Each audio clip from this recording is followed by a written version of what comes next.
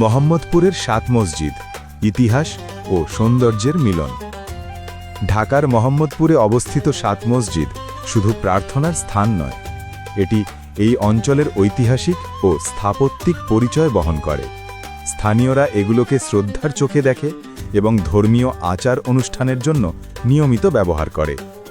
মসজিদগুলো মূলত ১৮০০ ও ১৯ শতাব্দীতে নির্মিত। তখন মোহাম্মদপুর ছিল ঢাকা শহরের গুরুত্বপূর্ণ আবাসিক ও বাণিজ্যিক এলাকা। ধনীরা এবং স্থানীয় শাসকরা ধর্মীয় ও সামাজিক দায়িত্বের অংশ হিসাবে এই মসজিদগুলো নির্মাণ করেছিল। স্থাপত্যের দিক থেকে এগুলো চিত্তাকর্ষক। বেশিরভাগ মসজিদ ইট ও স্থানীয় কাঠের সঙ্গে তৈরি এবং গম্বুজ ও মিনারগুলো ঢাকার ঐতিহ্যবাহী নকশা অনুসরণ করে নির্মাণ। ছাদ ও দেওয়ালের কারুকাজ, খোদাই করা শিলালিপি ও মোজাইক এই স্থাপত্যের সৌন্দর্যকে আরও সমৃদ্ধ করে। সামাজিকভাবে ৭ মসজিদ স্থানীয়দের ধর্মীয় জীবনের কেন্দ্র।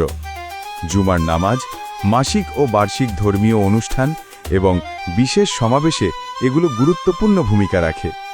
এছাড়া পর্যটক ও ইতিহাসপ্রেমীদের জন্য এগুলো ঢাকার ঐতিহ্যবাহী দর্শনীয় স্থান। যদিও মসজিদগুলো গুরুত্বপূর্ণ, তবে আধুনিকীকরণ ও পরিচর্যার অভাবে মসজিদের কিছু জায়গা ক্ষয়প্রাপ্ত। স্থানীয় কমিউনিটি ও প্রশাসন ধাপে ধাপে সংরক্ষণ কার্যক্রম চালাচ্ছে, যাতে ঐতিহ্য ও ধর্মীয় মূল্য অক্ষুণ্ণ থাকে।